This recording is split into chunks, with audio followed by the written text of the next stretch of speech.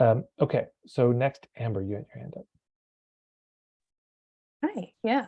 I just came from the hub marketing, the co-working session. It was really, really awesome. And we were going through our intro workshops.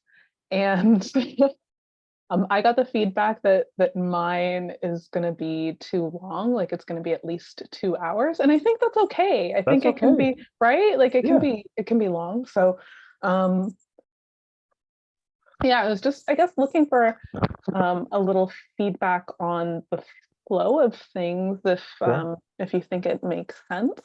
Yeah. So right now I'm focused on my love of facilitation and how I see facilitation um, as a tool for social justice and activism and creating the type of world that we want to live in, and staying aligned with values of democracy and equity and community. Hmm. And so when you were talking about moments earlier, I was thinking the moment for my person would be someone who just led a workshop or had like a meeting that just felt really awful and people weren't Hey. participating. And it's just like, that's not what I want. I want it to feel like Mm, community. I want everyone to be contributing to it. that's great. Okay. Yeah, so that kind of sets the stage, I think. Hopefully people who have Well, never heard me talk let, about let, it before. yeah, let's just linger over this for a second. Sure. So, because yeah, what Amber said is really important there. So we're looking for, right, people who've, so facilitation is the boat, but what's Island A for? Well, yeah, you just had an experience facilitating something that felt off. Nobody responding, maybe people rolling their eyes, people not taking the exercises seriously, all the ways it can go wrong. And it's, this is one of these things when we're speaking to a target market, that's the only person we're speaking to, just them, not anybody else. Because somebody else outside that situation might hear the Island A being articulate and say, that's not that bad, because they haven't had to live through it. So we're only speaking to them. So yeah, as somebody who's facilitated things and had them go desperately wrong, it's just, that's a moment where you're suddenly really open to help. Suddenly you're not the greatest genius in the world. You're actually open that maybe there's something you don't know, which is helpful when clients come in. Like, okay, what happened? I got blindsided there. I got, something happened out of the blue, or just, wow, I thought that would work and it didn't. Why? I don't know why. So this is such a good articulation of the moment. So thank you. Oh, thank you. I'm happy to Um, have that feedback. yeah, you're welcome. um, yeah, so going into my intro workshop, the idea that I have now, and this is, as a facilitator, I'm almost embarrassed to share like a first draft so publicly because it's something that I would want to work at a lot. But just to get some, I guess, feedback from your perspective and Hmm. on if you think it could work, I guess. Sure. I was thinking of starting with a group activity that I've done many times in the past where I split everybody that's there into two groups and then have them work as teams to try to solve a like a puzzle that I've said I've done this activity a few times, but they're Hmm. not allowed to talk to each other. So Okay. they have to find alternate ways of communicating. And so there's a theme of a common language, I think, in the people that have spoken prior to me this session. So it's really interesting to see that thread. Hmm. So having that limit on communication, and then there's a really rich debrief that comes from that gets us into the power dynamics in a group and the importance of communication and the different ways of communicating and how feeling disconnected and not being able to get your point across and how that makes you feel. So then that leads into a discussion on social disconnection, which is a strong part of my POV, that social disconnection is like the biggest problem that's facing our society and makes Hmm. every other problem harder to deal with. So that's Hmm. something that we need to address. And then from there, I talk about how conversation, and then as an extension of that, facilitation, because I believe facilitation is just group conversation, right? And like democratizing that. How conversation and facilitation support the underpinnings of equity, diversity, and inclusion principles. And so how being able to have a well-balanced conversation and balancing people's thoughts and expression with listening and Hmm. and community and democracy and all of those things allows for a variety of views to be expressed. And sorry, and for people who feel that way to maybe not feel so lonely and isolated in their opinions. So there's the diversity aspect of like the variety being expressed, and then the equity piece of people really feeling like they're participating and involved in it gives the sense that their ideas might be acted upon or that there's relevance to what the group is doing, so they're not feeling powerless.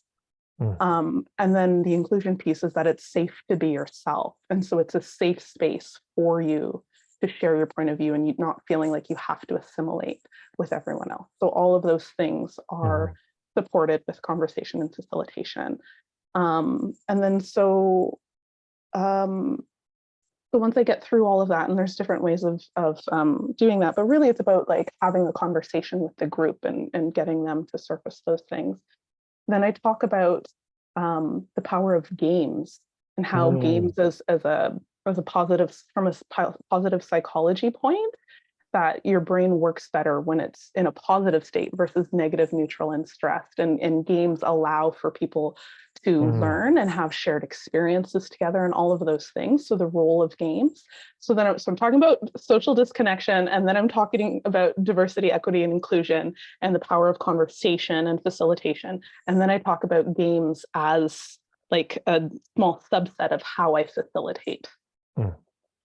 So that's the flow of the intro workshop, and then that would lead into some group to offering some group workshops that I have on games and how you can utilize games and different strategies for incorporating those. Group workshops on conversation structures and how to get into building community through conversation, and then individual consultations for people who want to get feedback and build a stronger workshop or meeting or whatever their session is that they're leading. Crushing it out there.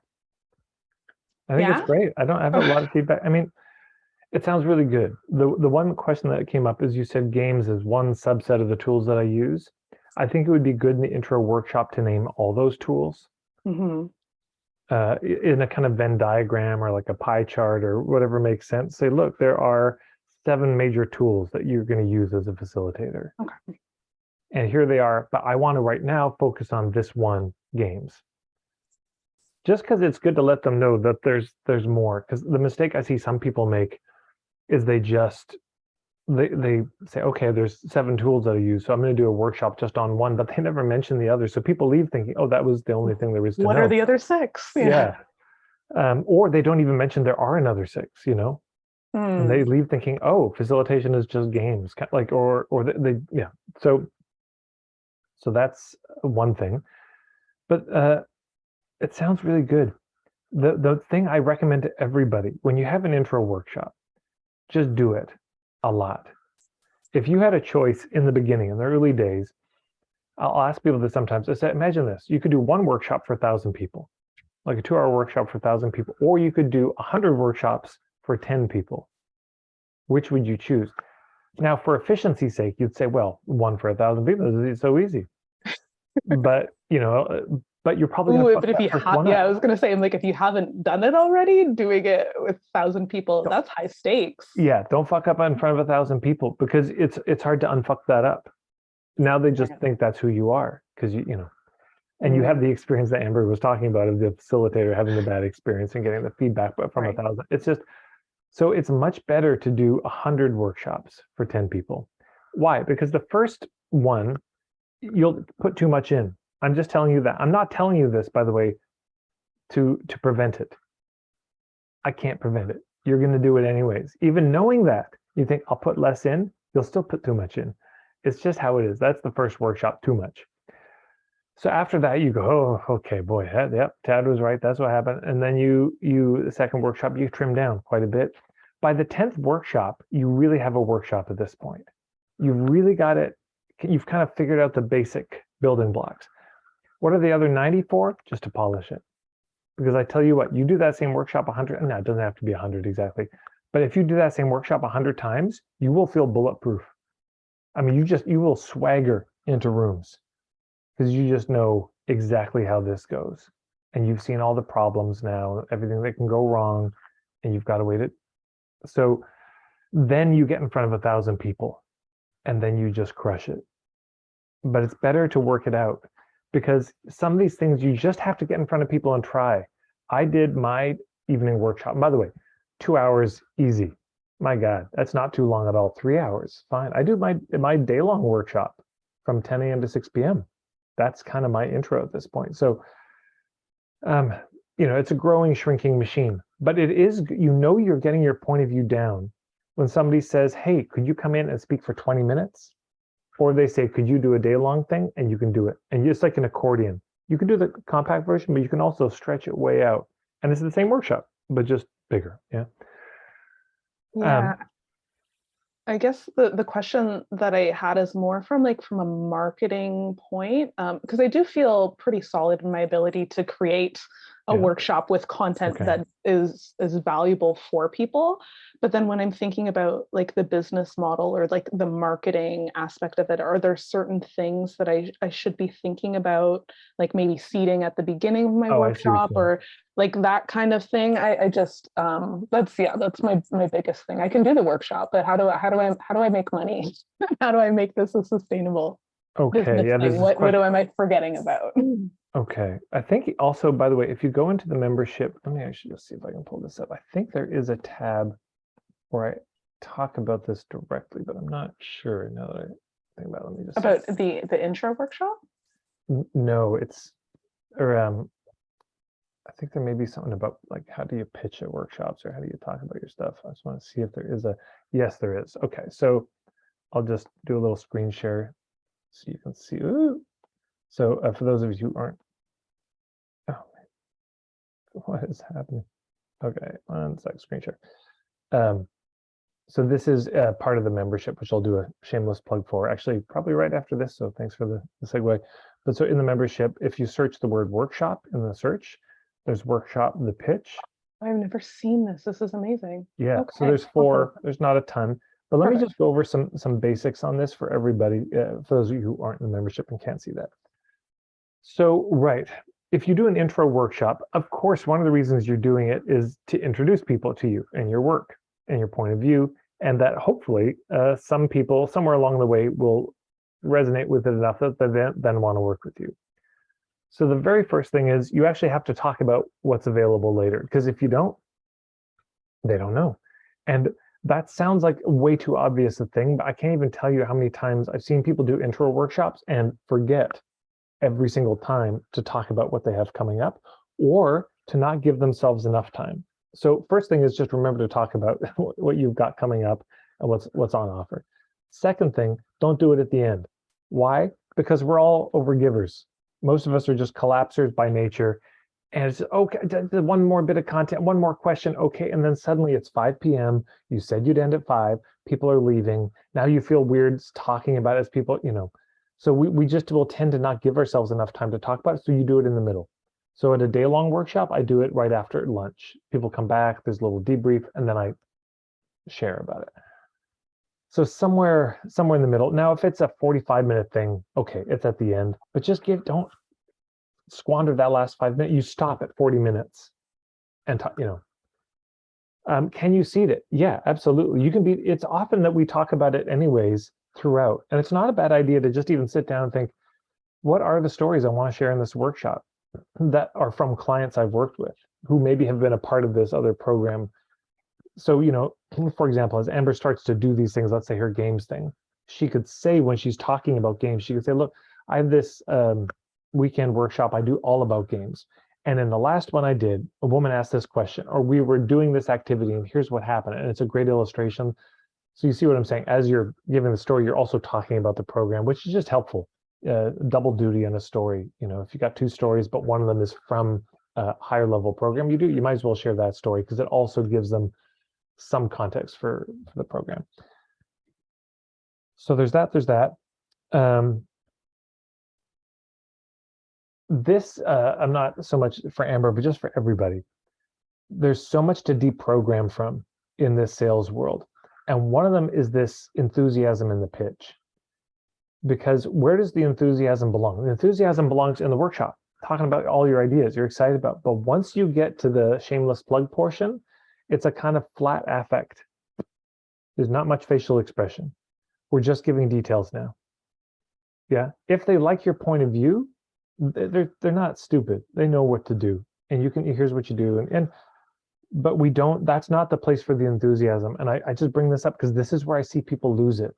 They think, here's the pitch, so I have to really pour on the charm and the enthusiasm. Gotta No. sell people. It's it's painful to watch, and it's painful to do. The charm belongs before. When we get there, it's like out of respect for you. Because why the charm? Why the enthusiasm? What's the hidden agenda underneath it? Well, to get them to buy. But if we let go of that agenda, we're just saying, okay, I'm just trying to help you figure out if it's a fit. Well, the emotional side handled already. That's already done or not, and there's not anything you can do about it at that point. So we're just in the logical side of here's what it is. And then I'll also recommend opening it up to questions. Just, are there any questions about this? Because you'd be amazed how much shit you forget to say. Wait, is this online or in person? Oh, right, it's online. And how much is it? Oh, I forgot to say. Is this every day of the week?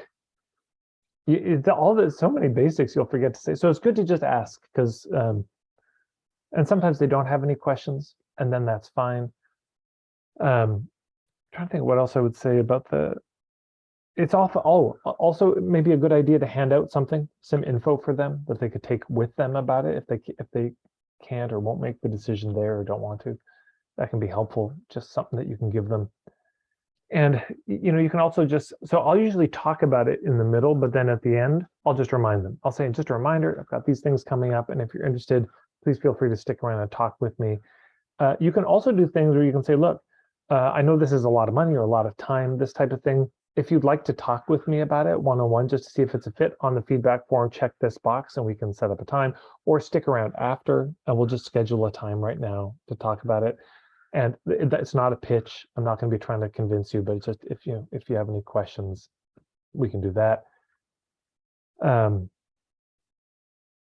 The real labor is not in the pitch. It's so small. It's the same thing. It's the meal.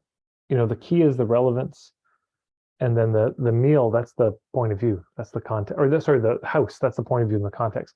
The meal is the offer. So people think, oh, it's like I just have to say a really amazing grace or something that people really want this meal, and like that's the pitch for the meal. But no, the work is in making an amazing meal.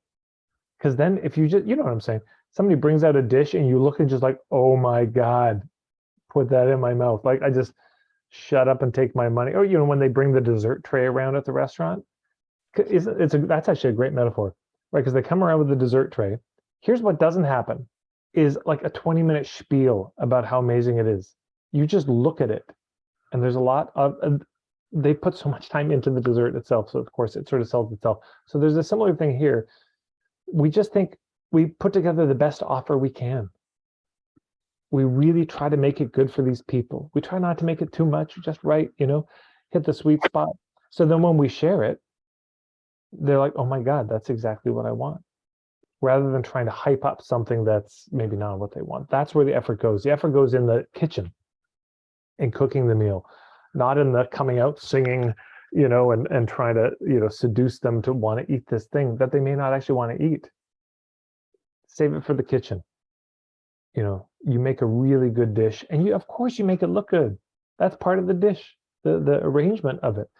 So similar thing, and if you want to have slides to talk about it because you're going to forget stuff, and great, have the slides you can show about it. Wonderful, that's great too. But that's not why they're going to buy. At the end of it, they'll buy because it's relevant to them, because they like your point of view, which is what most of the workshop is. And then you weren't a disaster in presenting it. But frankly, even if you're a disaster in presenting it, people often want to buy anyways. So It's true. If people like black sesame ice cream, they're going to want my black sesame ice cream. I don't have to convince them. Yeah. Even if you forget to mention you sell it at the end, they'd be like, but wait, do you have any for sale? I tried the sample. It was delicious. Can I buy from you? Oh yeah, I forgot to mention. I got cones and tubs. Yeah, totally. So is that helpful at all? Yes, that's very helpful. Thank you, Tad. And Okay, I've got lots to dig into in the membership, so I appreciate that. you're welcome. Speaking of which, Yes. Oh, yes. Fuck. See, talk about forgetting. I was literally going to go on to the next question and forget. It's so. By the way, this is a good time to just say it's what I was saying about the workshop. Have it in your flow when you write out the flow. Have that in there. Talk about it's wild. You'll be like, my livelihood depends on this. My children can't eat if I forget to talk about that, and then we forget to talk about it. But you forget the first time. Yeah, you got to have it written down, which I've just illustrated not doing, and there you go. Case in point. Okay. So I do want to talk about the membership. But actually, you know what, Amber, I'm going to wait. I'm realizing because I think in about 10 minutes, we're going to have a bunch more people come from the time zone debacle. So thank you for the reminder. And if I forget again, you're all welcome to remind me.